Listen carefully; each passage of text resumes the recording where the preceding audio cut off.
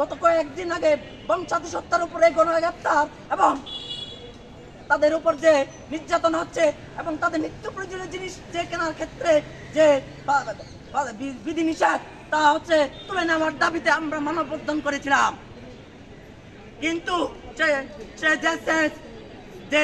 পৃথিবীর যে সন্ত্রাসী কর্মীরা কিভাবে হচ্ছে সে গণতান্ত্রিক যে আন্দোলন তাকে হচ্ছে দামিয়ে রাখার জন্য তাদের দমিয়ে রাখার জন্য যেভাবে হচ্ছে আমাদের উপর দিনের পর দিন হুমকি দিয়ে আসছিল। সঙ্গে বন্ধুগণ, আপনারা শুনলে অবাক হবেন, আমি যখন হচ্ছে এই ক্যাম্পাসে আসি এবং ভর্তির 1 মাস পর যখন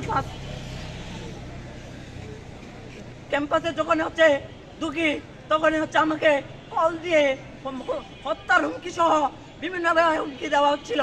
আমাকে ভর্তি বাতিল করে চলে যাওয়ার মতো হচ্ছে উপক্রম করে ওরা। সংগ্রাম বন্ধুগণ, আরো শুনলে অবাক হবেন, তাদের হুমকিতে তাদের নির্যাতনের মুখে পড়ে সে আমার রাঙ্গামাটি থেকে আসা এক বন্ধু আমার ভেতরে এক বন্ধুকে হচ্ছে তারা নির্যাতন করে তাকে ভর্তি ক্যান্সেল করে হচ্ছে ক্যাম্পাস ছাড়তে বাধ্য করেছে।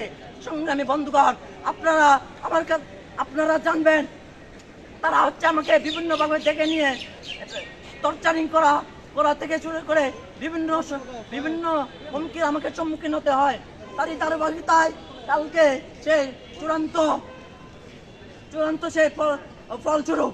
সংগ্রামী বন্ধুগণ, এই শেষে হামলাকারীরা আমি যতটুকু চিনতে পেরেছি তাদের মূল নেতৃত্বে ছিল সে পারিছাত্র পরিষদ দেশপন্থী জিনিস চাকমা সভাপতি, বিশ্ববিদ্যালয় মহানগর শাখার সভাপতি হতে শুরু করে সুরেন্দ্র চাকমা, বিজয় চাকমা, সজল তরজঙ্গা হতে শুরু করে সুমন চাকমা সহ আরো বেশ 10 থেকে 15 জন আরো হচ্ছে সন্ত্রাসী আমার উপর হামলা করেছে জেএসএস কর্মীরা।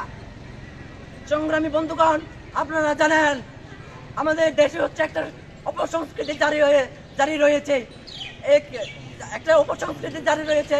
আমরা যদি বিচারের দাবিতে দাঁড়াই তার কোনো বিচার হয় না, তাদের দায় মুক্তি দিয়ে হচ্ছে ছেড়ে দেওয়া হয়। আজ এই অবস্থান থেকে আমি এই বিক্ষোভ মিছিল পরবর্তী সমাবেশ থেকে আমি এই দাবি আপনাদের কাছে রেখে যেতে চাই। এই সন্ত্রাসী এই দূষকদের যাতে শাস্তির মুখে পড়তে হয় এবং এটা যেন সুনিশ্চিত বিচার করে তাদের শাস্তির আওতায় এনে তাদের শাস্তির আওতায় আনা হয়, এই দাবি রেখে আমি আমার বক্তব্য শেষ করছি। ধন্যবাদ সবাইকে এবং আজকের এই সমাবেশ এখানে সমাপ্ত ঘোষণা করছি। ধন্যবাদ সবাইকে।